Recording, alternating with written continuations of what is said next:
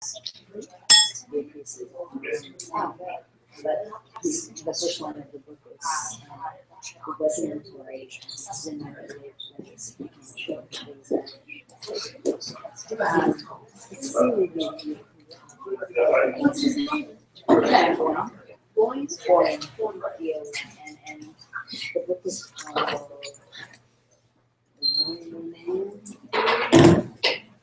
No, this is, it's not young adult. No. The other one was the adult. That reminds me of Dan Wonderland with the Empires. Fred, yes. Did you like it? I didn't think it was her best. I mean, just certainly, I did good things about it. She liked it. She liked it Yeah. more than I did. Yes. Did read about it. Yeah, I thought it could have used an editor. You know, I think some people like that trying to stage the Nobody did it. Although Louise like that, Penny. the says. goldfish. Oh. She should have been edited. Yeah. Penny was just finished reading this book and just coming out in August. She has a favorite series. She talks a lot about sending the editor. She did a graph.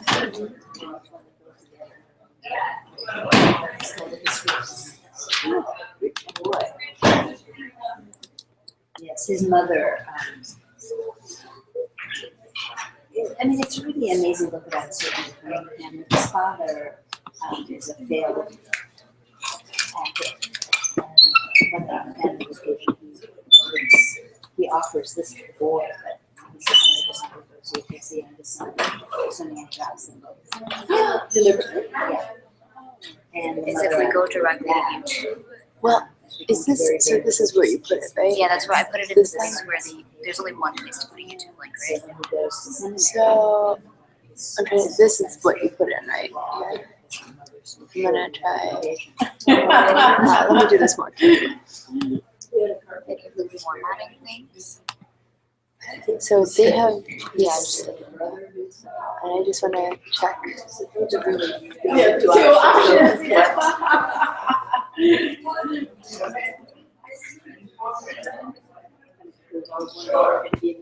Yeah, those look like those. Okay.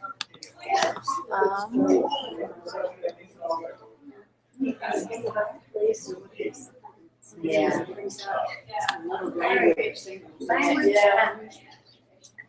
There is a certain kind of loneliness there. I mean, it's the weather and the terrain, very cool soil. Frustrations are like.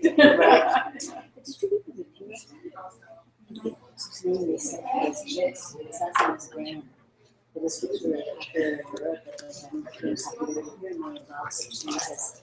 Man watching his mother into a small shed, and she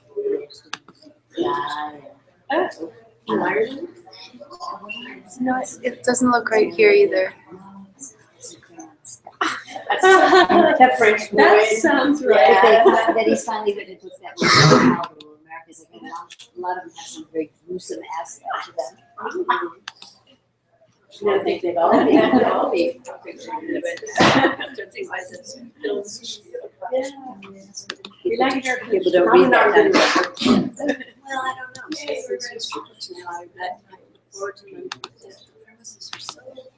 I started reading another, not Tennyson, another scribes. There's a separate. There might be other two places to put a link, or is it just one? So this is Oh, okay. Yeah. I mean, I think the video of that is what we want. Yeah. I just don't understand why it's not By the way, coming are you up. watching American Crime? I looked at it last time night, I because watched I the heard first it was one. good. But I didn't think it was very great. I mean, you know, I didn't understand. Yeah, We had to watch something else. yes. Yeah. We take that one and we take the new Jason. I love Jason Isaacs. He's really show big. He's doing something. I don't know that. Jason Isaacs, he was very popular. But then he was in a show that I really liked. He played a cop. woke up in different realities each day. He was in a car accident. Oh, His wife and son, and either his son realized one day his wife was like him. And you could tell by the colors of the screen. And he would be seeing two different therapists, one therapist with him too. Right, and as the show unfolded, we realized that the accident was a purposeful thing. He was investigating something.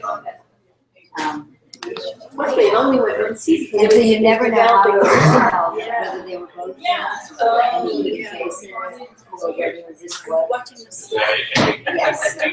But Allison- Yeah, I don't like it. It irritates me. I watched the first episode, but I don't have any. Even any of the parents, No, they're I didn't also have to. Unlikable. That's what I felt. I have to have at least someone that I. Yeah, exactly. All the movies. Well, Peter Sarsgaard's supposed to be bad at this, Yeah. but he's having an affair with his attempt at his wife's office. Yeah, that seems real bad taste.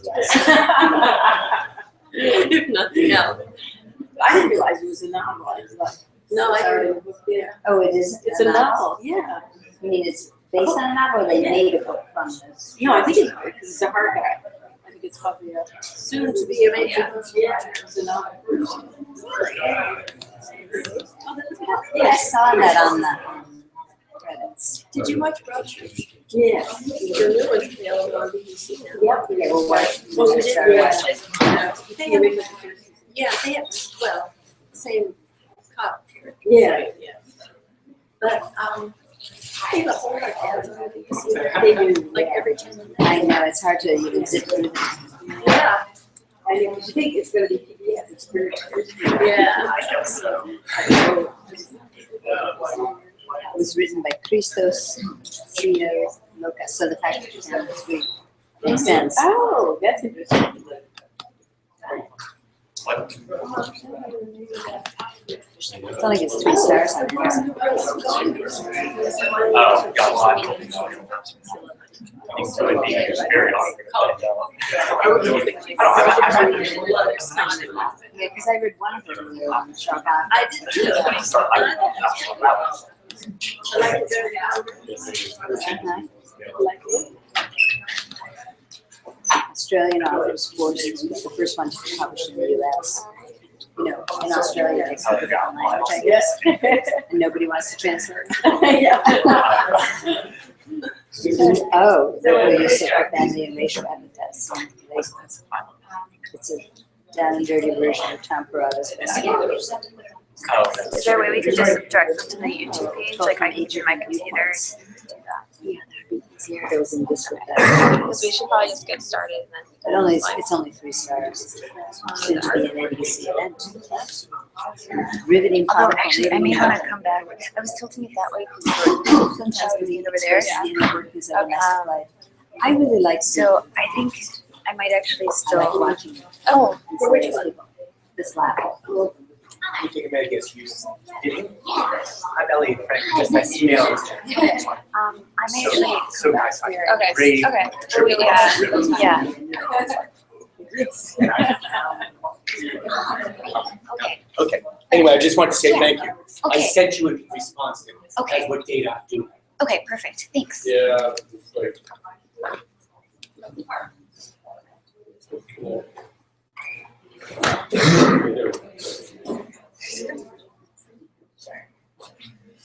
Welcome, everyone. Thank you so much for coming out today. I know it's like one of the nicest days in Boston this year, so we really appreciate you coming in and being here for our very first lecture of the seminar series. My name is Steph. I am the new co-director of Science in the News. For those of you that don't know, though I do see a lot of familiar faces here, Science in the News is an organization that aims to bridge the communication gap between scientists and the general public. And we do this by holding a number of different events. Some of these events include our seminar series, also our event, which is Science by the Pint, which brings scientists and graduate students to a local bar to just casually discuss science. Some exciting updates about Science by the Pint, which is actually good, it's like going towards there, but Science by the Pint is going to have a very special event coming up. We're usually at the Burren, but we're going to have an event in April that will be occurring at the new Aeronaut Brewery in Somerville. which we're very excited about this new collaboration, which is right here. Additionally, we have a lot of online written content, which includes blogs and also short form articles about trending scientific topics. So be sure to check that out on our website as well. And lastly, we have a couple of new initiatives going on right now.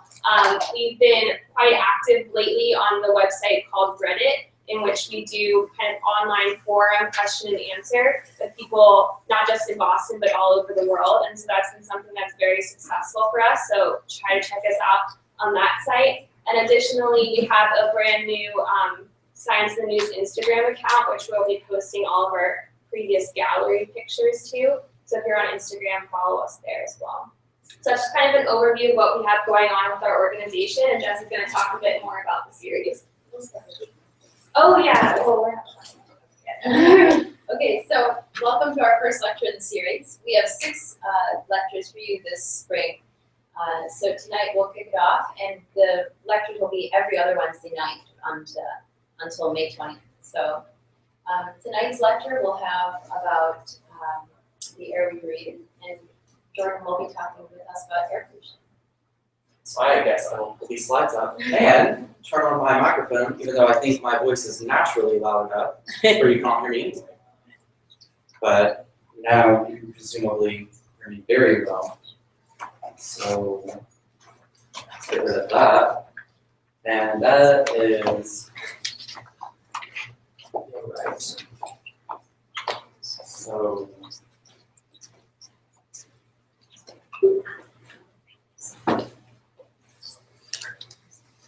fabulous. Dim the lights, set the mood. So as Steph said, I'm Jordan Wilkerson. I'm a graduate student in the chemistry department at Harvard University. That information you can see is available right here in front of that beautiful sky. The research I do pertains to atmospheric science.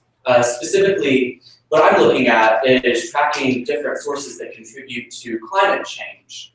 Now, this is going to be a slightly different topic.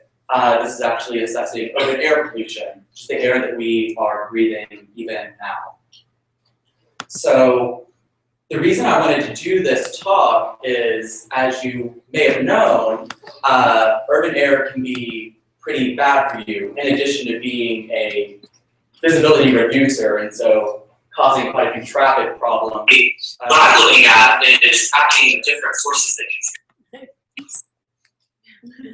Sorry. Yes. So anyway, the point is that urban air pollution poses a lot of problems, and it's something that's still an issue today, especially in other developing countries. So the roadmap for the evening, I'm actually going to reposition this laptop. So the first thing I want to cover are the different types of smog. So I'm going to go over what they are, what they're composed of, how they originate. Then I'm going to go into acid rain and take that through a similar tune. And then I'm going to finish off the lecture by going over just a few smattering mitigation strategies to reduce some of these pollution problems.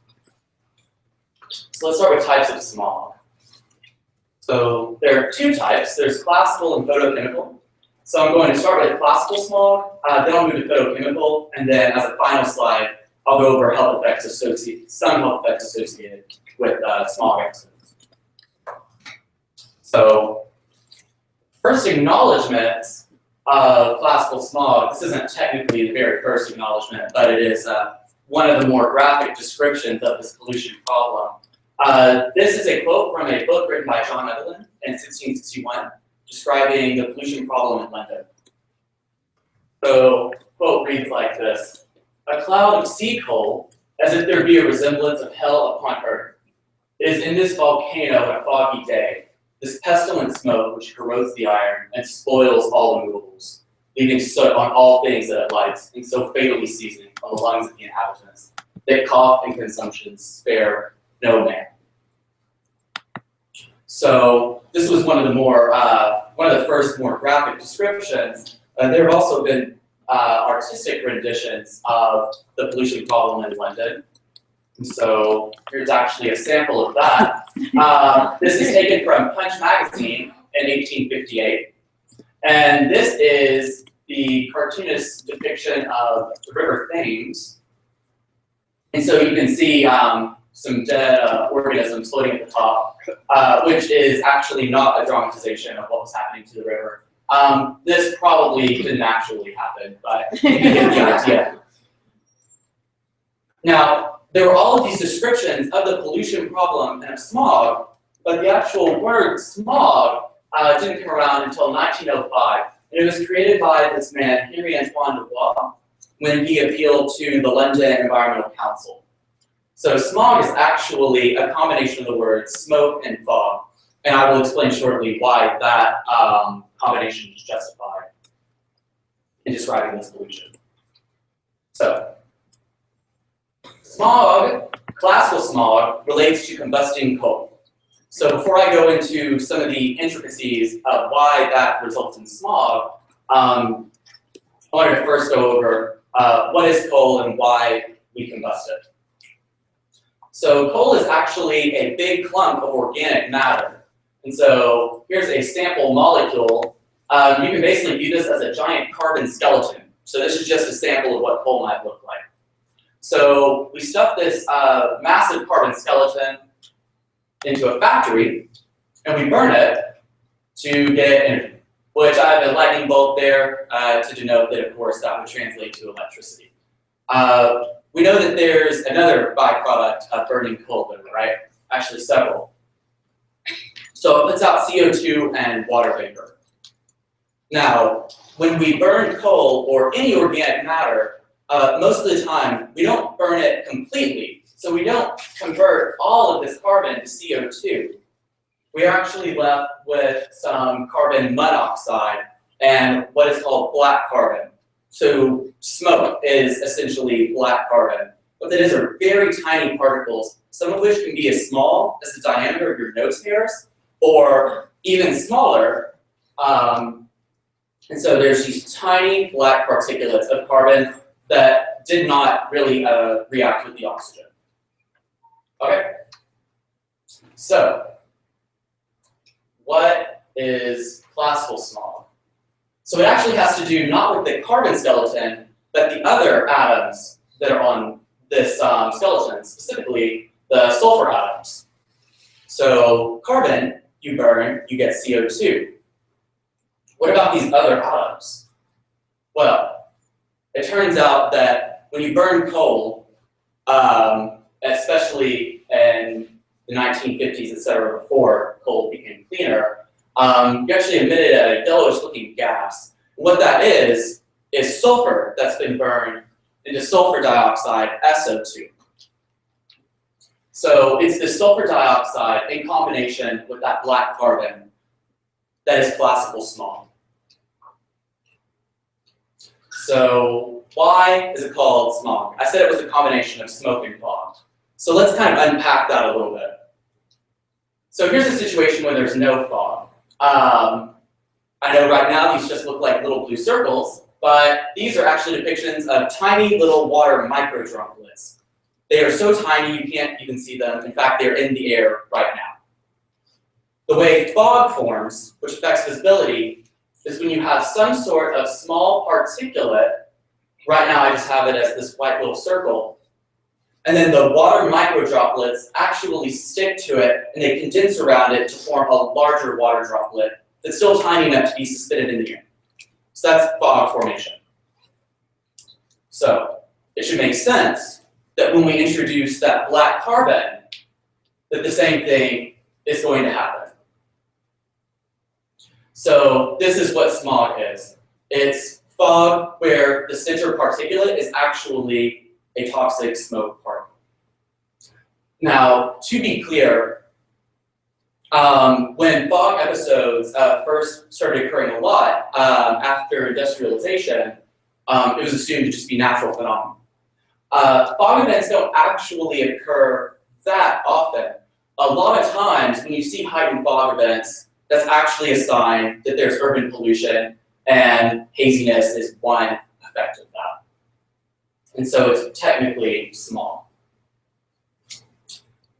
Now, backtracking to the 1950s in London, that was actually a pretty poor economy then, so they were actually using even lower quality coal than usual. That has a higher sulfur content. And that led to the Great Smog of 1952. So this occurred December 5th to December 9th. Notice that that's during the winter, so not only do you have coal being burned for electricity, but you have coal being burned in many, many houses as well. So you have quite a large accumulation of this classical smog. Now, one effect this had was travel disrupted. And here is a picture of what that looked like. This car is like a few hundred feet away from the photographer, you can barely see it. But even more problematically than, oh, I can't get to work. About 100,000 people were estimated to be made ill because of the smog. At least 4,000 people died. The reason I put at least here is actually because many people already had respiratory problems. And when they died, at first, doctors did not realize that was related to the smog. Actually, the smog's connection to the deaths was not very well understood at the time. It was only when you did a retrospective analysis on this morbidity rate. And to illustrate that, among these 4,000 plus people, now, by the way, now it's estimated to be closer to 12,000 due to the smog event, due to this 5-day smog event. So when people were having asthma problems at night, this is to illustrate how poorly connected respiratory problems were to the smog event. The doctor would come in, what's wrong? What's wrong? I can barely breathe. What do I do? Oh, okay, well, I have a solution. Open that window and stick your head out and take a nice deep breath of this fresh night air. So the remedy, it turns out, exacerbated symptoms. And so it wasn't until later that they realized maybe that was a poor choice to take that advice. So one question should probably be, why was this a great smog? Why wasn't this happening? Why was it so intense this time, and why did it last so long? So it actually has to do with changes in the natural atmospheric structure. So why did the pollution get so bad? Here's a normal atmosphere. You typically have air getting colder as you go higher up. So warm air is less dense than cool air. So the warm air is going to rise, the cool air will sink. This color gradient on these arrows indicates that as the warm air rises, it's going to expand and cool down. As the cool air sinks, it's going to compress and heat up. And so you get kind of a circulation going. And so under normal atmospheric conditions, the smog, you're putting it out, but some of it is actually leaving. You're able to get rid of it through this circulation. An inverted atmosphere is the opposite condition. And so this is a natural phenomenon that can occur. It's just unfortunate that it occurred around this time. And what this entails is now you have cool air at the bottom, warm air on top. So there's actually not going to be any circulation whatsoever. And you form basically a trap to where you keep putting out more and more smog, and it's not really going anywhere. And so it concentrates further and further, leading to episodes like the Great Smog. So one way that we can assess where classical smog might still be present is by looking at the percent of electricity a country obtains from coal. And so here are some of those. Notice some top users of coal also have visibility issues. China, so here's an image of Beijing taken in the mid-2000s. And India, here's an image of Delhi. These are not atypical days for these cities. It is, actually I think in 2013, it's estimated that approximately half the days of the year look like this, if not worse. So you're getting smog events about half the time. And there's actually recently documentary called Under the Dome, put out by a Chinese reporter, and she said that because of that, she felt like she was forced to keep her daughter indoors half the year, which is, of course, sad. Okay, so a quick review of classical smog. Classical smog is composed of SO2 and unburned coal particles, so black carbon. When hot air is above cool air, the pollution will stagnate and concentrate. Many countries, for example, China and India, there are many others, are currently experiencing episodes of classical smog. So at this time, I'd be happy to take a few questions before moving on to photochemical smog, if there are any. You're talking about coal. Didn't a lot of people in England and London burn peat, which would be a whole smokier matter too? Right. So I guess I focused on coal because that was actually the most important energy resource at the time. But any sort of organic matter can definitely produce black carbon if it's not efficiently burned, which it often is not. Isn't what covers Los Angeles called smog? And what, they're not burning coal? No, they're not. And actually, that's fabulous. That leads on to photochemical smog. It's a different type of smog. They've also got that inversion problem. Yeah. Temperature inversion is something that happens, well, first of all, it actually happens between day and night. So as soon as you go to nighttime, you start getting temperature inversions. So that's a pretty common occurrence. Can you repeat the questions? Oh, crap. Darn. Yeah, right. I will do that from now on. I forgot that. Okay. So at this point, I will move on to the next kind of smog that happened in Los Angeles, and unfortunately still occurs in Los Angeles to some extent. And that is photochemical smog, and it was first recognized in LA in the summer of 1943. And actually, because this was first recognized in LA, unfortunately for Californians, it is also known as Los Angeles smog. And in fact, for a while, you could buy cans that said genuine Los Angeles smog, and the slogan on it said, give it to someone you hate, which you're going to soon find that it is definitely not something you would want to give to someone you enjoy being around. So, during 1943, what happened was there were a lot of citizen complaints to the government entailing the following ailments: burning eyes, nausea, vomiting, general respiratory problems. So we're used to dealing with classical smog, and so the first culprit was a factory, a nearby factory.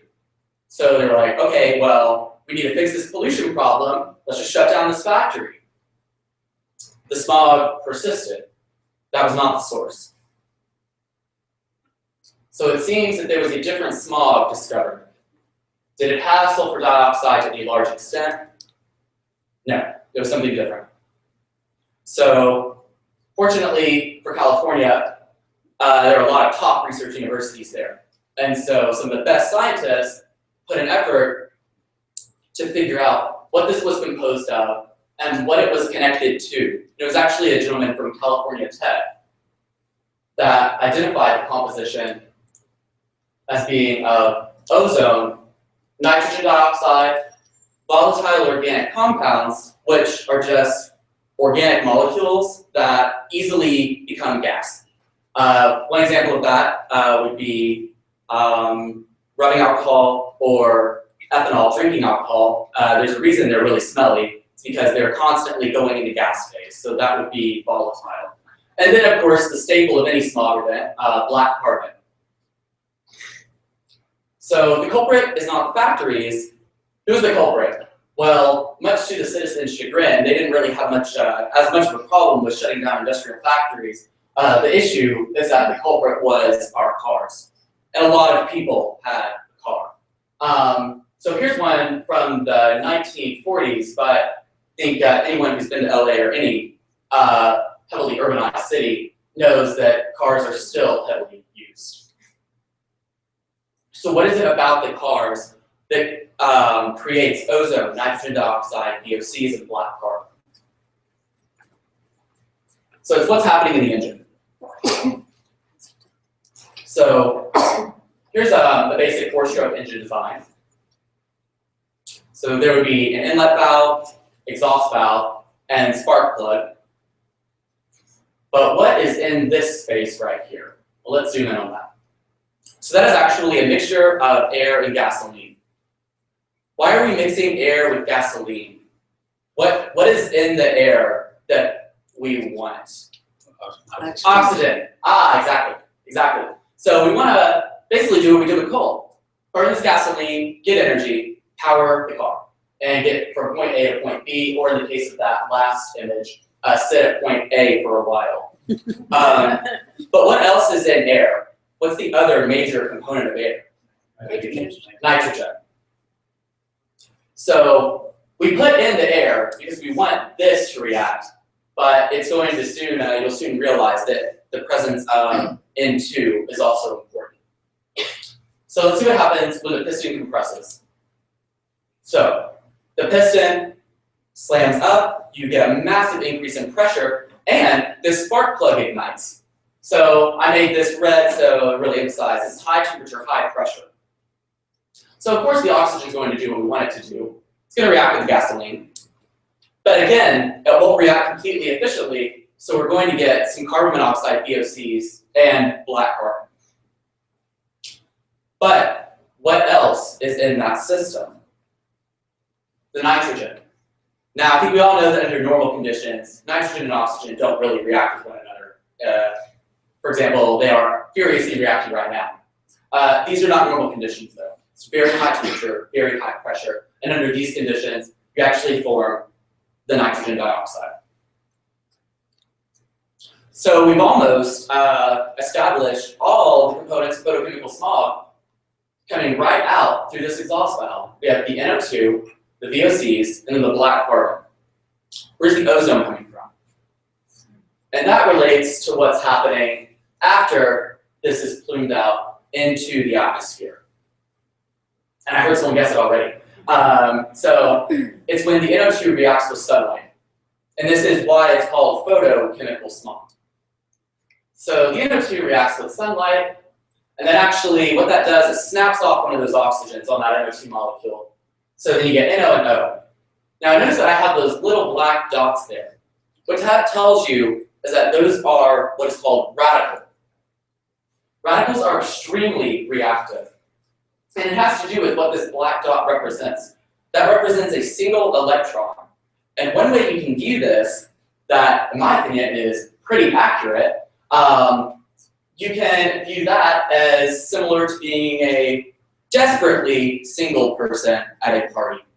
What is a desperately single person going to do? They're going to be very interested in pairing up with another electron, and if you're really ruthlessly single, you'll even try to pair up with an electron that is already paired up with another one. So the other party guests are oxygen and the organic carbon, the VOCs.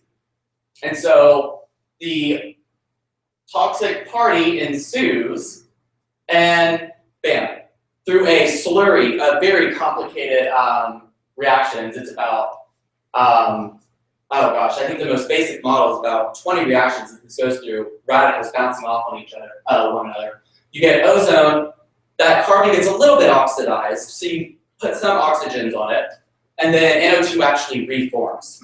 And so then you can go through that reaction again to produce more ozone. So the point of this is that intense sunlight is actually crucial to form photochemical smog. And so it's no coincidence, first of all, that it was the summer of 1943 that you experienced this major smog event as opposed to winter. Also, at night, most of the ozone levels actually go down. So they peak during the day. And that's useful to know if you want to go do outdoor jogging, to do that in the morning and at night. So another thing to note is that smog somehow forms in natural areas as well. So this could be 10 miles, 20 miles, 30 miles. You just have smog forming here. Why is that happening? Well, it has to do with the reaction that's taking place right here. So what happens when you have some of that oxidized carbon and some of the NO2? And so here's just a sample of what one oxidized carbon molecule might look like. Notice we, once again, have a desperately single person, and we have another one. And they're within arm's reach of each other. So, of course, they're going to pair up. And it forms this molecule called PAN. Now, in addition to PAN being intrinsically bad for you, it's an eye irritant, and it actually is known to cause cancer. More problematically, and related to the previous slide, sunlight doesn't really make PAN react that much. It's really high temperatures. So it's pretty sensitive to temperature differences. And so what that results in is you form some PAN in this urban environment. If you have a normal atmosphere, what's going to happen? This is going to be warmer than above. It will rise. And at that point, it can actually travel pretty great distances. It's cooler up here, doesn't really react with sunlight. And it can land down in a more natural area where maybe you have higher temperatures. So the PAN degrades back into NO2, the oxidized carbon, which we know those are the ingredients for ozone formation to complete the photochemical smog. All you need is sunlight, which of course, sunlight is in wonderful supply all over the place. And you form smog, even in secluded areas that you thought were safe from human pollution. So now I want to go over some health effects associated with different smog components. So the reason I have this image up is to emphasize that it really is mainly, these are things you're breathing in, so it should make sense that it's mainly respiratory problems. So I'm specifically going to just list off health effects associated with sulfur dioxide and ozone, but believe me, the other components have very similar side effects. So sulfur dioxide will inflame the throat, irritates your eyes, and can lead to premature death. Ozone has a similar story. In addition, it can induce vomiting. Now, let me go off the path just a little bit before getting back on and tell you about the World Health Organization and how they typically classify something as being cancerous. So they have different classifications based on how confident we are as a society that something causes cancer. Typically, they do this on a chemical by chemical basis. Okay? For example, they decided benzene causes cancer. We know that. And so we're classifying benzene as a group 1 carcinogen. It means we definitely know that it can cause cancer. Normally, it's a chemical by chemical basis. However, for outdoor air pollution, they made an exception. They classified the entire mixture as a group 1 carcinogen in 2014. Another mixture that they classify as a group 1 carcinogen is cigarette smoke. And the World Health Organization has actually stated that outdoor air pollution is a more important environmental problem than cigarette smoke. So a quick review over photochemical smog. Photochemical smog is composed of ozone, NO2, and organic carbon particles, those VOCs and black carbon. NO2 is formed from combustion in cars. And it's sunlight and organic carbon that's required to form ozone from NO2. NO2 and oxidized carbon can combine, and then as a little molecular package that has all the ingredients for photochemical smog, travel elsewhere as PAN and form smog in what you thought might be secluded environments or in another town. And finally, smog has serious adverse health effects. So I can answer a few more questions before moving on to acid rain, if there are any. So at night, you're saying that the ozone goes back to NO2 and the compounds, and sunlight goes away? So ozone actually so I'm not saying that suddenly the reverse reaction is happening, because ozone has other ways of being wiped out. For example, and unfortunately, ozone is very good at oxidizing, and so one way of actually depleting ozone is for it to react with people, plants, other animals. In addition, it can just be deposited onto the ground or into a water system, or further oxidize some other atmospheric components. So ozone levels go down, but it's not because it reverts back to NO2 and carbon. It's just because there are other ways of getting rid of ozone, and that NO2, because it's not reacting with sunlight, isn't forming more ozone. And so that's why. Yes. So you mentioned PAN. Now, is that one of the chemicals in the mix that was listed as the carcinogen? The type 1 carcinogen? Is PAN part of that mixture?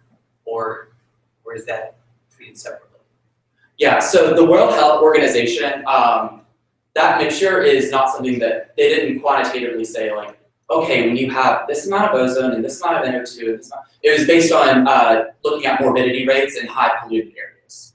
But presumably, yes, PAN would be a part of that mixture, because PAN is created during these smog episodes. But yeah. I think this is another problem out of LA specifically, that it's kind of like a bowl. I mean, there's no air can blow in from the ocean, but there's no way for it to go in. Like San Francisco, you got the rivers and get away. But LA is a bowl, so that further traps particles and smoke and flow chemical. So that might be an additional thing, the geographic features or something. Right. I think that's a good point. It does matter. The geography does matter. In addition, so actually, when it goes out into the ocean, you actually have air blowing into the ocean, but then that air rises and circulates back into the city. And so it doesn't. When you get a nice fresh ocean air, it's actually, that would be just the reverse. It rising up, coming down the ocean, coming back in. But yeah. Geographical considerations are also important. Are you going to touch upon acid rain later, or is that? Oh, that's actually next. Oh, okay. Let's take a look. Awesome, fabulous. Okay, so acid rain, as this gentleman pointed out, would be a good thing to bring up. He's right, and I did bring it up. So before I want to go over acid rain, how it's formed, what it's composed of, etc., I first want to talk about how we measure acidity. So this is a pH scale. Presumably everyone will be a little bit familiar with, so let's brush up on this before we dive in. So this is going from 1 to 14. And so this is a measurement of acidity. This is how we measure acidity. There are two things that are non-intuitive about this scale that you want to keep in your head as we move forward. The first thing is that as the pH decreases, you actually have increased acidity. So the solution is more acidic. And when I say acid, I'm referring specifically to this ion called it's H+. So that's actually a hydrogen atom with no, that's lost its electron. So that's what I'm referring to when I say acid, which is actually where this H comes from. So lower pH, more acidic. In addition, this is actually on what is called a logarithmic scale. So what that means is that changing a pH unit of 1 entails a 10-fold change in acidity. So for example, pH of 6 is 10 times as acidic as something with a pH of 7. And again, lower pH means more H+, more acid. So some examples of different solutions that we're familiar with and their pH values. Let's start with pure water, perfectly pure water. Pure water has a pH of 7, and that's considered neutral. Now let's look at soda. Due to copyright complications, I have a nice generic photo of root beer, or what is presumably root beer. And so generally soft drinks have a pH of around 2.5. Pretty acidic. And finally, lemon. So we all know lemons are really, really terribly sour, right? And actually, one way you can assess how acidic something is, I would not recommend actually doing this unless it's food that you know is edible, is to taste it. And the more sour it is, that actually is crudely associated with its level of acidity. That's just how our taste buds process acid. This has a pH of 2, which shouldn't be surprising that it is more acidic than soda or pure water. So now let's move on to how acid rain was actually recognized. It was recognized by noting differences on the pH scale between urbanized environment and a natural environment. And this was done by Scottish chemist Robert Angus Smith, and he was the first to describe it as acid rain. It was done in 1872. And he did this because he found that rain pH levels in Manchester, England, an urbanized area at the time, was much lower than in natural areas. Because of this, he suspected there was a connection to the air pollution, which is reasonable enough. So when I say it's much lower than natural areas, I think what's useful to do is to get a baseline for what natural rainwater pH is. So remember that I said water is a pH of 7 when it's completely pure. However, rain is carbonated, similar, but not to the same extent as sodas. So we know that soda or pop or whatever you want to call it is acidic because a large amount of CO2 is injected into it. And that forms carbonic acid. Well, as the rain is falling, it encounters CO2 in the atmosphere, right? So that can actually dissolve into the rainwater to form carbonic acid, which is slightly acidic. And so natural rainwater pH is actually at around 5.6. And so when we say acid rain, we mean more acidic than pH 5.6. Now, how do you get to be more acidic than 5.6 if you're rainwater? Well, it's because during pollution events, you have more than just CO2 in the atmosphere. You have NO2 and SO2, right? So from photochemical, classical, and both of these can also dissolve into the water. And they form nitric acid and sulfuric acid, which are both highly acidic. And to illustrate that, sulfuric acid is actually the same as battery acid. So essentially, acid rain is dilute battery acid descending upon the earth. This typically has a pH of around 4, but pH levels as low as 2 for acid rain have been recorded.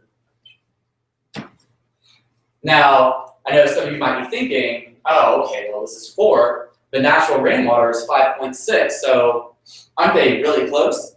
Which, you're right, they are on the pH scale, but what do we know about the pH scale? 10 times. Exactly. So, typical acid rain is actually 40 times more acidic. If you get down to a pH of 2, it's over 1,000 times more acidic than natural rain. So what consequence does this have for our infrastructure and for the environment? So let's start with looking at some statues. So here's a statue of George Washington. Unfortunately, he has literally been defaced. And so let's talk about why this happened. Let's go into a little bit of detail about it. So the first thing to note is that the statue is a limestone statue. It's actually made of calcium carbonate. So a raindrop lands on it and sticks there. Well, when you have acid in the rain, which we know that you have a small amount of, even in natural rainwater, this actually encourages the dissolution of this compound. So you end up getting dissolved calcium and dissolved hydrogen carbonate, which is just, that's where that hydrogen went, stuck to that carbonate. And so it dissolves into the solution. So, it should make sense that when you have more H+, you can dissolve more of the statue. So when you have a pH that's around 2, you have 1,000 times more H+. It shouldn't be too surprising that you can put George Washington in a really unfortunate looking aesthetic. So it's disappointing that we make our statues look less pretty due to this pollution, but there are also more serious problems. Not only does acid dissolve calcium carbonate, it dissolves metals in the soil as well. So here's an image of a nice tree and my attempt to make a lake nearby. So let's see what's going on in there. Well, in the soil, you actually have solid aluminum compounds. So similarly, when it's introduced to acid, you actually will dissolve some of that aluminum.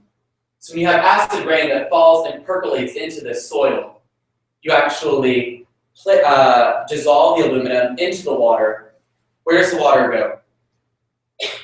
First, that water can go into the tree and into other plants. Well, it turns out aluminum at high levels is highly toxic. So the plants take it up, the plant's growth rates deteriorate, the plants die at high enough levels. Not to mention the intrinsic problem of having highly acidic solution fall into the plant leaves. Where else does it go? It goes into the lake. What does the lake have in it? Aquatic animals, aquatic plants, and so now you have aluminum going into the lake, which is toxic for these organisms, but you also have the acid rain falling directly into the lake, lowering its pH. So just to give an example, typical fish eggs will not hatch if the pH is below 5. Here's the pH of Little Echo Pond in New York when it was experiencing acid rain problems, pH of 4. And actually at a pH that low, not only will fish eggs not be able to hatch, but many fish will just start dying. And that's only the fish, not to mention the other organisms in that system. So acid rain is actually a pretty serious problem for the ecosystems. I also forgot to mention, high levels of dissolved aluminum are of course bad for us as well, and this presumably can get into the groundwater. So, quick review of acid rain. The pH scale is used to assess acidity. So this is applied to assess how acidic the rain is. A decrease in a pH by 1 means the solution is 10 times more acidic. Acid rain forms from SO2 and NO2, components of smog. They dissolve to form sulfuric and nitric acid, respectively. Typical acid rain is about 40 times more acidic, but again, it can get even lower than that. And finally, highly acidic rain dissolves limestone statues and mobilizes soil aluminum by dissolving it into the water, which can then hurt the ecosystems. So, are there any questions about the acid rain component? Maybe this is getting into your next section, but are there any natural or artificial processes that raise the pH of rain? Yes, actually. So a lot of interaction with oxygen can actually raise the pH. And so I have seen, I will not list the name of this company because I don't know that this was acceptable for them to do, because they were supposed to do it naturally. But there was an acidic lake due to acid they were actually pouring in. It wasn't from acid rain, it was from a different process. But regardless, they acidified this pond. And to address it, they actually stuck a fountain in the center and sprayed the lake water up in the air to increase the extent to which it interacted with oxygen to raise the pH down. Yes? Okay, you mentioned that acid rain falling on lakes and stuff like that. And what about the direct interaction, say, with chlorophyll or something in a green growing plant? Is there something where acid rain can do something to the leaves, to the greenery? So, or is it just from stuff that is absorbed coming that way?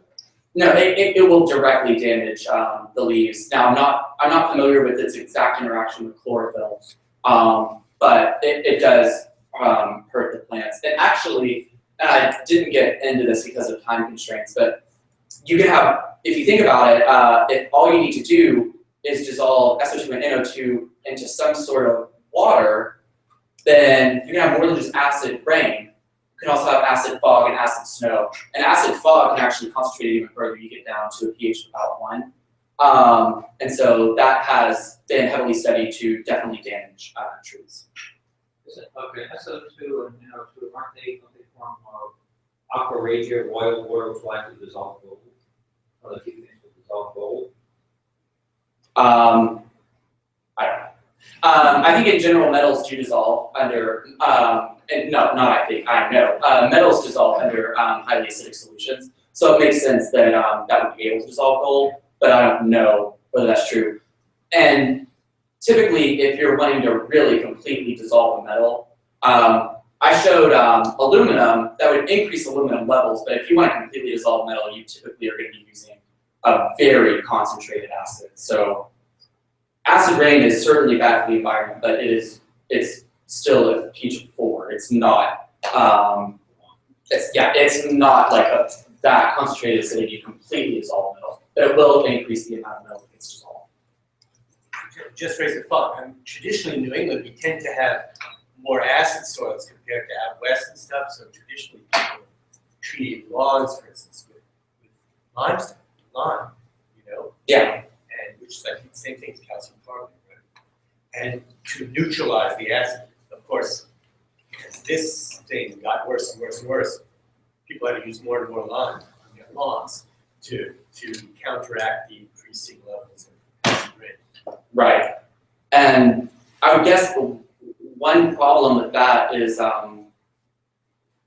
so you actually get a similar, if you introduce, when the stuff dissolves, it forms ions. And so when you have too many ions in the water, it has a similar effect to when you stick a cucumber in vinegar. You pickle it, and it suddenly shrinks. All that water leaks out of the cucumber. If you have too much salt in the soil, you actually will do the same thing with roots. And so you can actually kill plants that way as well. And so I think that would be a good solution to neutralize to some extent, but I don't know that I would want to overdo that. Potential drawbacks. Yeah. Thank you. I'm glad I mentioned. Are there any other questions? The next thing that's going to happen is going to be intermission, where you can do what just happened there and enjoy a snack. Okay, so I guess it's intermission now. We'll take about 10 minutes, so feel free to grab more food. We also have surveys out there that you can start filling out to give some feedback to Jordan, as well as flyers for Science by the Pint and the rest of our series.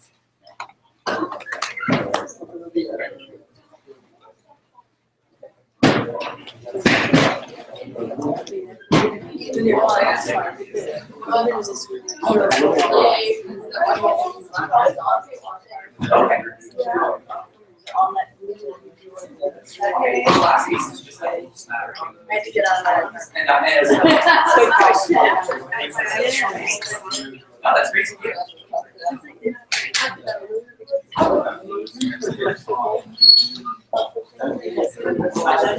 Oh.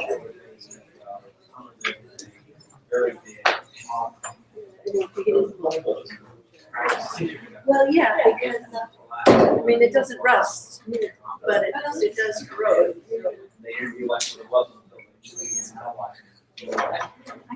And you know, it's actually even worse if you're doing outdoor exercise because you breathe 5 to 2 times a day.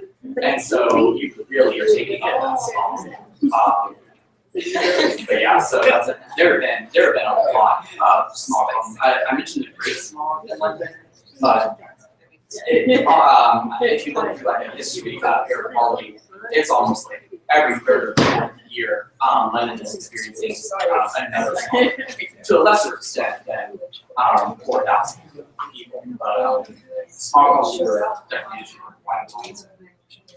And all of the organizations that go over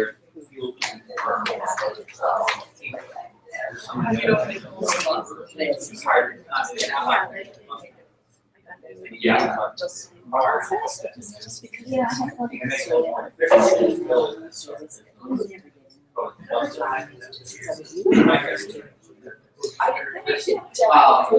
And actually one thing we did with burning like organic acid wood, so if you get that wood from a urbanized environment, it actually will experience the acid reflux. It's like just rocks, you have higher milk, you burn that, and so you actually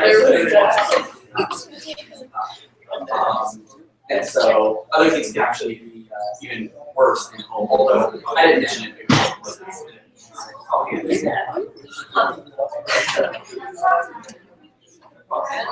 Thank you.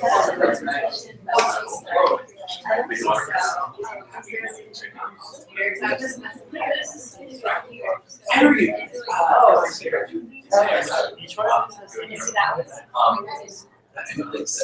that's great.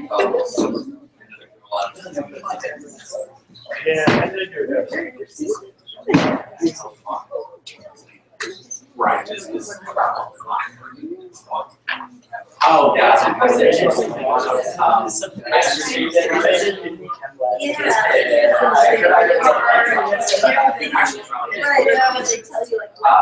Yes, yes, you just assist. Yes. Yeah.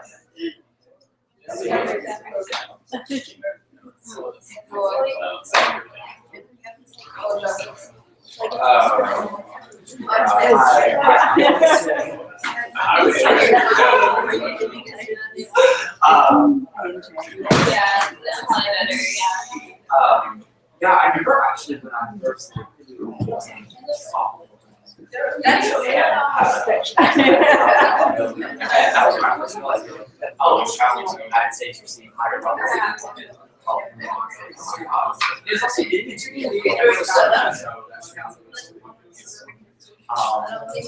but anyway, yeah, I was definitely topic. I think it's really important. I know, it tires me out. Stress a little bit there. I'm trying. I know, I get my. So many. Maybe you can, yeah, I just, you check my. We have all these rules, and we enforce them, and they have a lot of rules as well, but they have, but they don't enforce it, there's actually that. It's kind of different. I like that. Yeah. But actually, it's good, because actually change.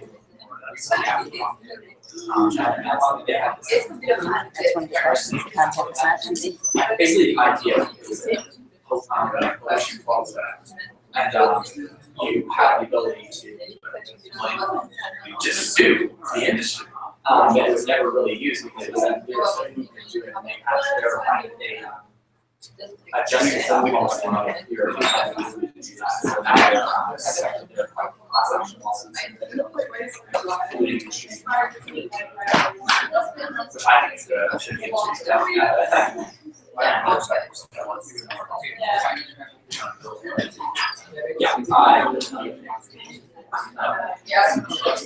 I'll let you go.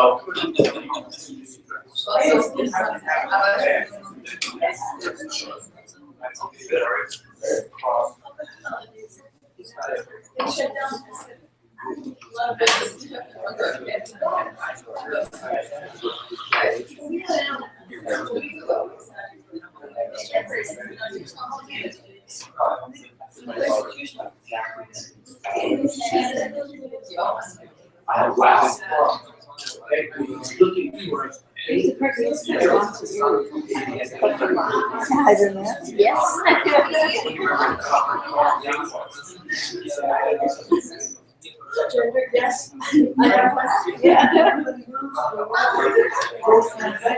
For like 7 years. Yeah. So.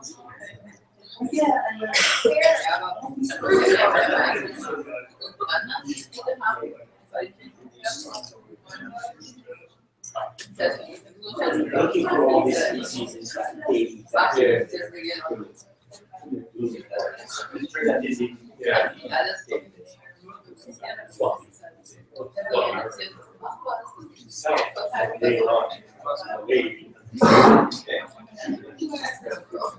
So it's just completely different perspective from having a dog. And it's very every dog day, every. No, it's serendipitous. So I guess awesome, thank you.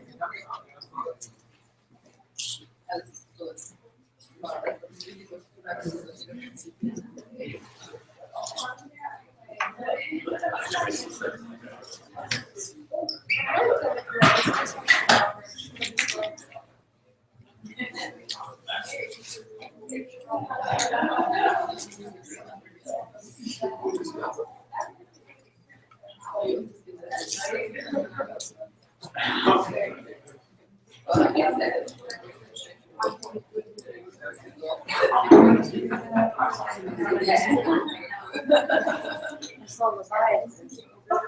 heard that movie. Yeah. We'll bring you to the edge. Right to the edge. Miserable. But it's beautiful. The army. Yeah, and it's a family strife, but then it's also very rough.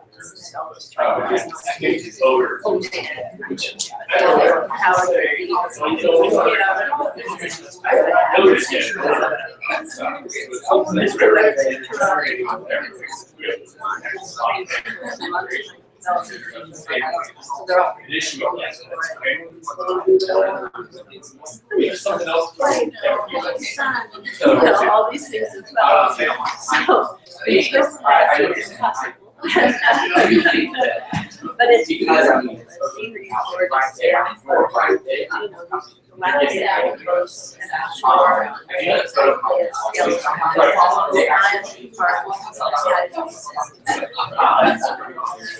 I'm not exactly sure what.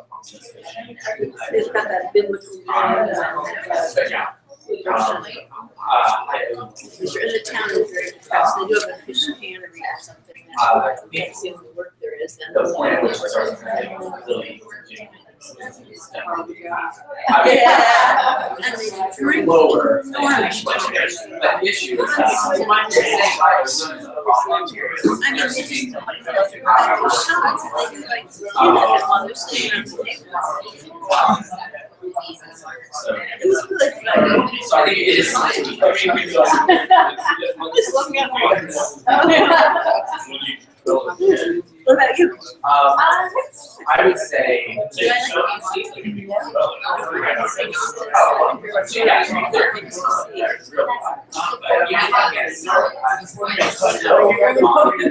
saw it here.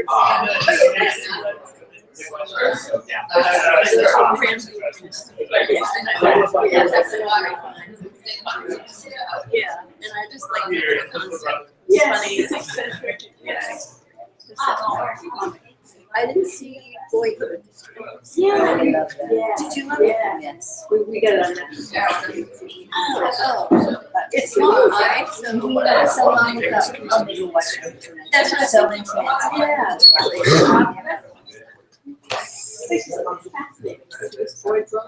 Yeah. Yeah. Everybody's in the meeting for 12 years. That is my year, that would be, you know, the changes in scenery, it's just so seamlessly done. Yeah. And it has a good, it has a. Oh, that's nice. Yeah. And they have I saw Mr. Turner. Oh, yeah. I love that. I've never seen a film that every frame seems being viewed. And plus, like transported that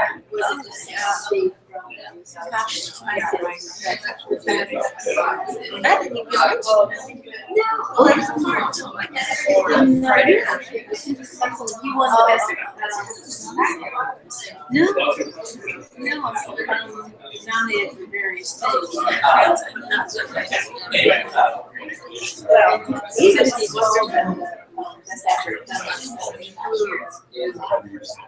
I really enjoyed it. That's got to see again. It was so beautiful. It wasn't just scary. So we'll get started again then with the rest of our topics.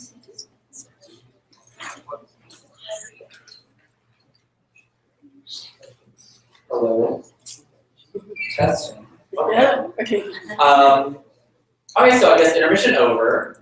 So now I'll wrap up the talk with just some mitigation strategies on how we can reduce this pollution. So to start, I want to talk about how you can actually have plants. I know I mentioned that the plants take in pollution and that's bad for them, but in a way that's good for us because that means we aren't taking it in. So one mitigation strategy is to increase the amount of plant life in an urban environment. And so here's a nice little animation of what that does. So you have a big plume of smog, it interacts with the plant, and now I might have dramatized a little bit how much smog that plant takes in, but you get the idea. And then top floats away, less smog. So there are a couple tiny issues with that. The first of which being these plants can only take in so much of this pollution before it really starts damaging them beyond repair, right? And so this isn't necessarily something that's going to fix the pollution problem completely. We can just keep putting out the same amount of pollutants and just put more plants. Another issue is that urban environments don't really have a lot of empty lots sitting around to just put massive trees. But there is one thing that urban environments do have. They have roofs. And you can actually put plants on top of the roof. And so here's a roof at the University of Michigan. And so green roofs not only is something that can take in some greenhouse gases, but more immediately, these can actually take in pollutants. And often a green roof is placed, I know at the university I went to for undergraduate, the chemistry building had a green roof on part of it right next to the chemical exhaust. And so it takes in some of those VOCs before they actually get into the atmosphere. And so while this isn't a complete solution, it does fix quite a few problems and helps ameliorate them. The main way of mitigating pollution, though, is through cleansing technologies that are developed by industry. And so an amendment placed on the Clean Air Act, this was done in 1990, put emission caps on NO2 and SO2 and some other common pollutants as well. And what this effectively did was encourage, obligated in fact, industries to develop and implement technologies to clean their exhaust. And so that's what I'm going to be focusing on. They did some other cleansing strategies, but I'm going to talk about how they clean the exhaust. And here's a list of a few general technologies. So we have scrubbers. So these are applied to cleaning the gas associated with factories, and so is flue gas desulfurization. Then we have catalytic converters. And so this is actually used to catalytically convert toxic pollutants coming out of your car and clean that exhaust before it goes out of the automobile. And these are actually now required in vehicles. And there's that nice picture of that car, which you can believe does not have a catalytic converter. Okay. So I'm going to be focusing mostly on the factory components. So how they actually work pretty similarly. So I'm going to be talking about scrubbers in general, and then I will tack on at the end how desulfurization would work. So scrubbing the exhaust. Here's a schematic of what a scrubber might look like. So you start out with some dirty gas entering into this chamber. It's called a spray chamber. This specifically is an example of a wet scrubber. That's the most common type of scrubber. Unsurprisingly, it's called a wet scrubber because this is water.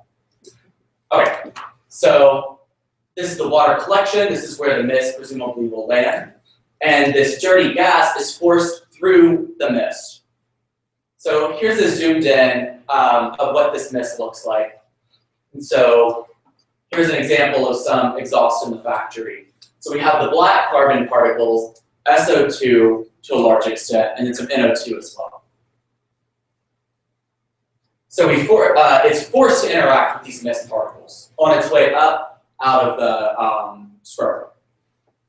So we know that these black carbon particles, the water will stick to them.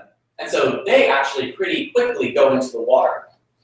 Now, to some extent, the NO2 and SO2 will also dissolve into just regular water.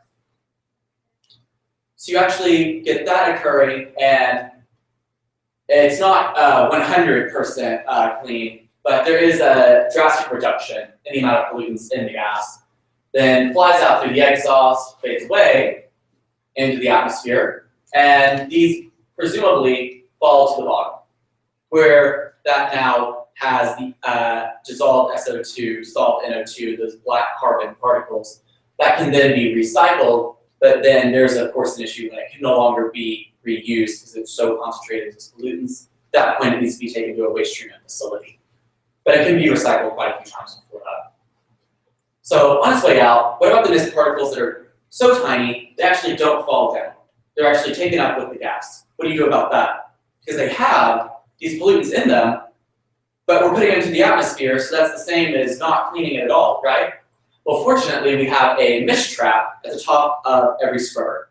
So what that is a tiny mesh grid. So just little grids of wires going through that form crisscross. They're so tiny that the mist particles on their way through actually stick to that wire. They can't really get through. So the gas is of course able to make through, but the mist does not. The way this differs, and so flue gas desulfurization, flue gas is just gas coming out of a coal furnace. Desulfurization just means that you include some sort of chemical additive into the mist, so it's not just regular water anymore. Something that's particularly good at snatching up the SO2.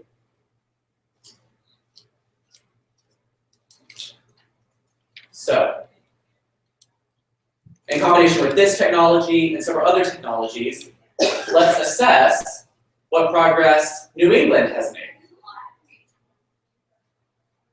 So let's look specifically at SO2 and NO2, the New England emissions from 2000 to 2006. So this is after a lot of these technologies started being put in place in these factories. So you should see some pretty big changes.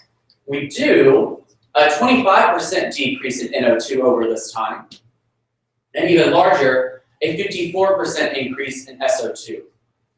Now, this is good that we've reduced this, and it's been reduced even further since 2006, but we're still putting out, on an absolute scale, millions, actually, in the case of NO2, about 100 million pounds per year. And SO2 has a similar figure. So we have reduced it, but it's still, on an absolute scale, a lot of these pollutants are being put out. Well, let's expand out a little bit. Let's look at progress in the US. Let's look at it in terms of concentrations from 2000 to 2013. So this is a lot more recent. We can get a better assessment. So NO2 has actually gone down by 29%, and SO2 has gone down by 62%. Now, the way concentrations are normally established or normally cited on EPA's website, and in general in atmospheric science, is through this unit called ppm. That stands for parts per million. So that means for every million molecules, a certain, one part is SO2, if that was 1 ppm. So levels for these are at around 100. But they have dropped precipitously since 2006 on a US average. So we've had a lot of progress in reducing the amount of pollutants, but what would be the best way to reduce the amount of pollutants? Stop making them. Exactly. Use an energy technology that won't produce these in the first place. And so my final mitigation strategy to discuss would be new energy technologies. So here's a wind farm, and here's a series of solar panels. Now, while these are fixes, they don't involve any of these pollutants. Currently, and this is 2015 that these numbers are from, the energy from wind in the United States is about 4%. Energy from solar is about 1%. And so currently the energy infrastructure is really heavily based on fossil fuels still. So while this is a fix for the future, this isn't really a fix for right now, because this is going to be a time-consuming process. If the goal is to eliminate these pollutants completely, and what we want to head towards is new energy technology, that is a time-consuming process to switch over to infrastructure. So, a quick review of the mitigation strategies. So plant life can take in many pollutants, and while it's not going to be sufficient to get rid of all of them, there are many places where it's extremely useful, such as putting it on the roofs to take out exhaust before it goes to the atmosphere. Policy regulations in the United States have encouraged development of cleansing technologies like scrubbers, and new energy technologies can be employed that don't produce these pollutants. But again, this is more of a future, distant future than now.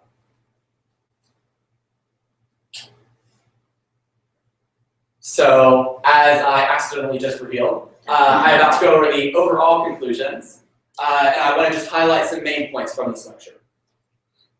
So here's a slide again. So first, smog is a pollutant that harms people, plants, and architecture. Classical smog is formed from coal combustion, while photochemical smog is formed from car exhaust in combination with sunlight. Acid rain forms when components of smog dissolve into rainwater. And finally, pollution is lower in the US today, but it's a larger problem in many other countries. And so I said that policies were put in place that put caps, and that's kind of what encouraged the United States to develop these technologies. So issues with countries like China and India, they actually have two slightly different problems. China does have regulations in place, they just are not being enforced. And so, again, going back to that lovely documentary, Under the Dome, which I wrote down. If you look at your sheet, it's on the additional resources. I recommend watching it. Many of these industries, the reporter would go to them and say, oh, hello, you're obviously violating these caps. What do you plan on doing about it? In fact, what is the government doing about it? Well, they wrote me an angry letter, and I'm eventually going to get to it. And that's pretty much the end of that. So, unlike here, where we actually slap on fines and we just straight up sue them as a federal government. India, on the other hand, actually doesn't even have that many regulations in place at all. And so, while it's classical smog might be something that's not as much of an issue here, on a global scale, it still is a contemporary problem. And photochemical smog certainly is as well. So are there any questions about mitigation strategy? I see. Okay, yes? Doesn't nuclear power avoid putting any particulates in the atmosphere now and put out a lot more power than wind and solar currently? Yes, but there are definitely controversies associated with nuclear power pertaining to a different type of pollutant that it has the ability to put out. But that's, of course, a whole other story. But you're right, nuclear power wouldn't be producing the pollutants that I discussed here. Yes? That little slide you had of the cleaner with the water and the mist and all that, is that something we can see somewhere? I mean, where are those? Oh, yeah, so they're actually, you know, that's a good point. I should have got a picture of that. So they have those, they're of a variety of sizes, and they're in a variety of locations. And so some of them can be as tall as a couple stories, and those are actually stuck at the top of these chimneys and factories. And actually, now if you see visible, what you think are smokestacks coming out of the chimneys in a lot of factories, what that actually is are these wet scrubbers. And so I said the mist gets taken out, but there's still water vapor in that hot gas. As soon as it exits out the chimney, the air outside is cooler, a lot of that water vapor condenses, and so you see a cloud coming out, and it actually is essentially a cloud coming out of those smokestacks. And so when you see those, that's often indicating that they have scrubber technology at the chimney base. Other scrubbers, you can see like large. A lot of them look like just pressure tanks. Are Like there storage any in tanks. Cambridge? Do what? Are there any in Cambridge? Yeah, so that is actually how the New England emissions were taken down. So there are scrubbers on most tops of most factories, actually. I only covered wet scrubbers. There are other things such as dry scrubbers, which use some sort of chemical additive that can scavenge like acidic gases like the SO2 and NO2. And so that's just basically a dust that comes down instead of a mist. So the scrubber seemed like a great idea, but it occurred to me that you're taking a gas problem and turning it into a liquid problem. So what do you do with that stuff?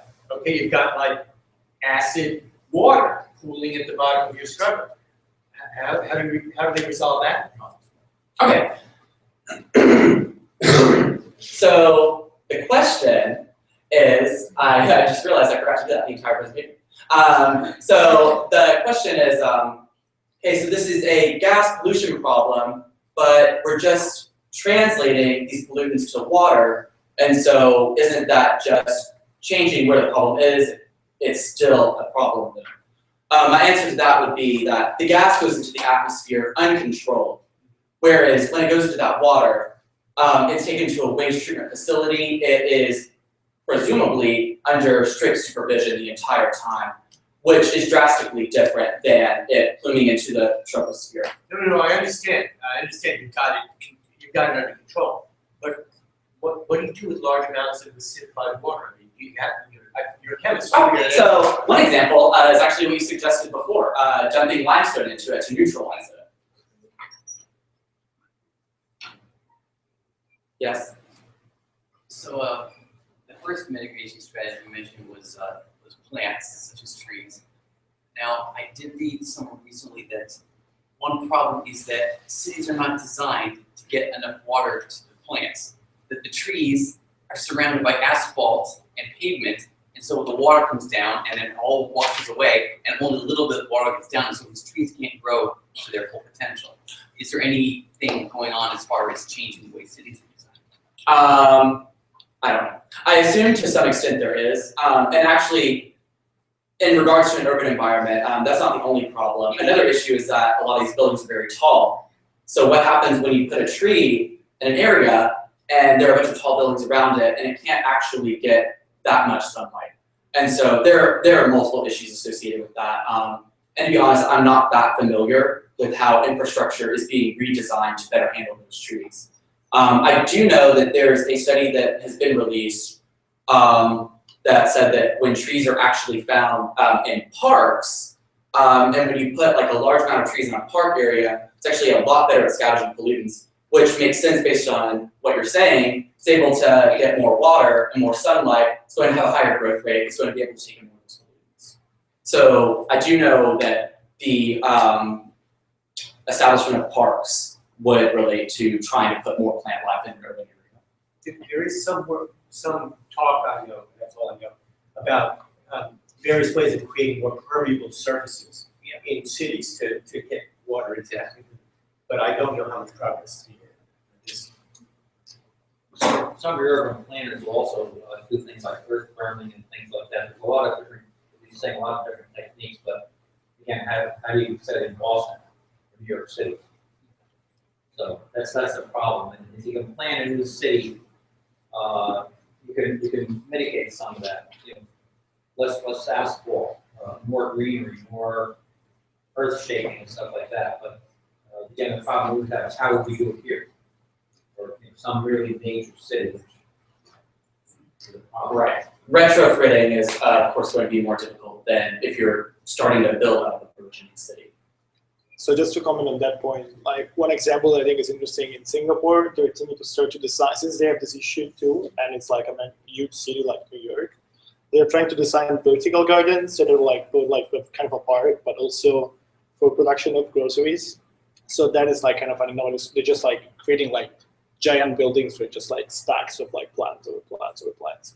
There would be both a park and production facility for them get local groceries. So they're actually building these things. They're actually building Yeah, that, they're actually- and they're also floating like on water surfaces, so that this sort of helps them get more sun. They can move them around. So there are, very modern ways to approach this problem, even in huge cities, that could change that.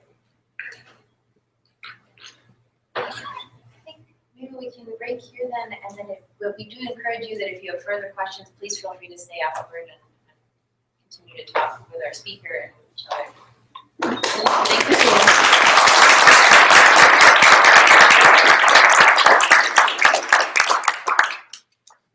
And one last call, if you didn't get a survey, we would love your feedback, so these will be up here. Thank you all for coming out and listening to me talk. It's a pleasure.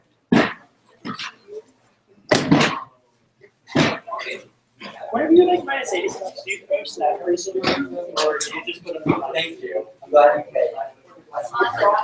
Yeah.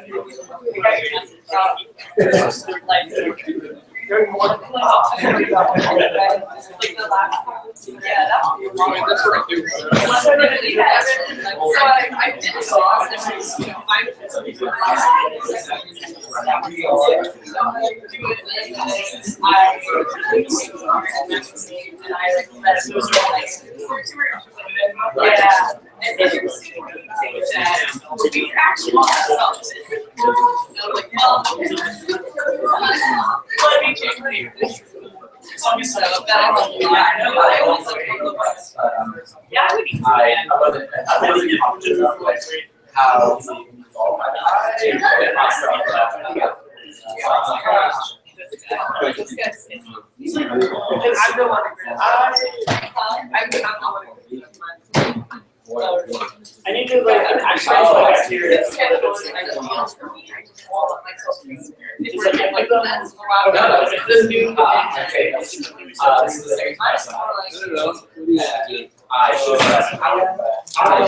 learning a lot from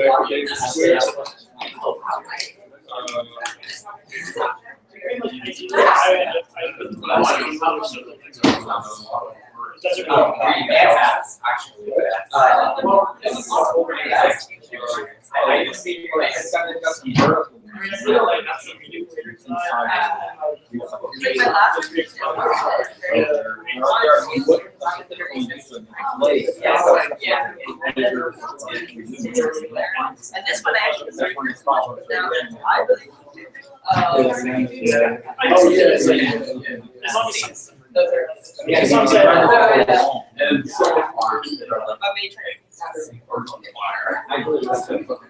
well, some of them are, so I think like some of them have these highly reflective mirrors and they focus all the sunlight in the one area. Yes, It's so bad.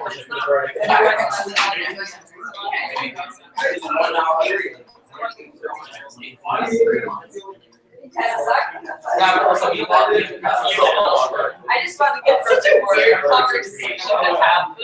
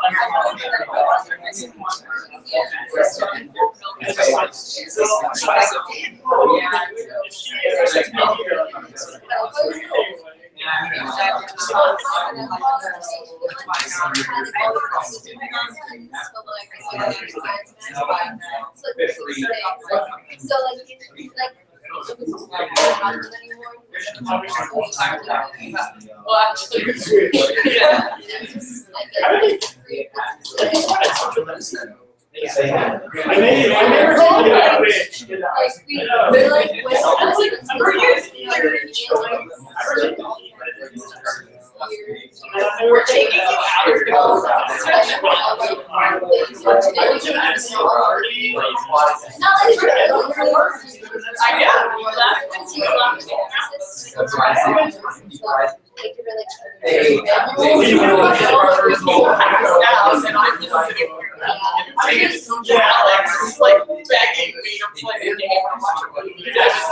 And we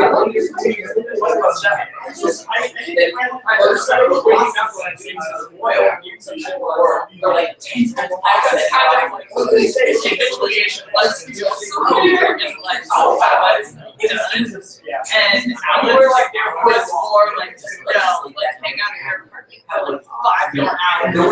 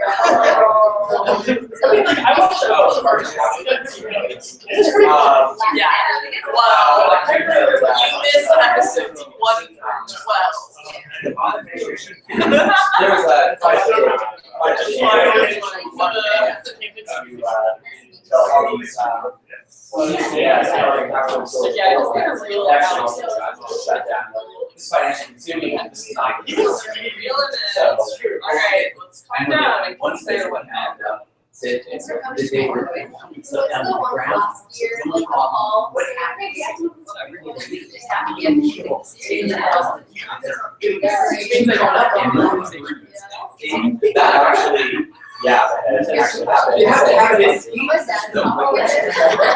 So that's great. Are you guys in the area then? We live in Stone, which is like near the. It blew out of it. I think almost everyone is unconscious. And people woke up and realized how much did not practice that. And of course they got really sad. I think the first design was called industry. So it was really all this big stick, plume of CO2 fell right on top of it. We're like learning Yeah. this like wow. Yeah. I love that.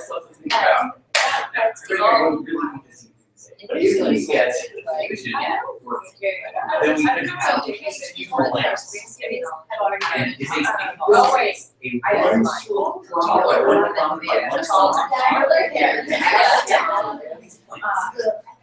obviously, some could get also and that one cube is like 600 feet. Yes, that's right. Yeah. Was it a while?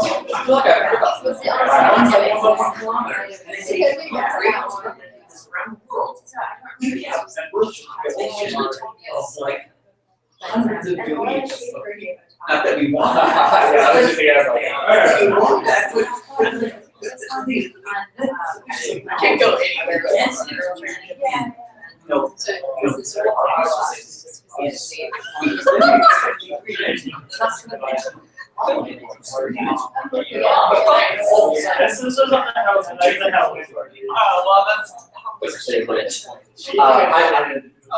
I needed you more to like know what the most recent technology is, because I'm familiar with the basic ones, obviously, and so much others than how it was before I was born. And so it's really interesting to read about. Well, there's some very nano technologies for those graphene and graphene. Yeah. For treating the messages that increase refrigeration and those. It's like everyone is trying on carbon emission.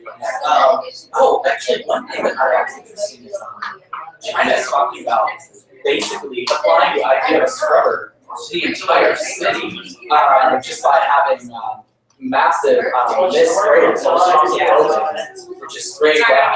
Now, of course, not water. It's gonna rain And in general, all of those, the concentration of all of those pollutants, the flavors can start moving really bad to you. Much slower when you're breathing them in than if you're swallowing them. So obviously, swallowing that is terrible, but breathing it in your breath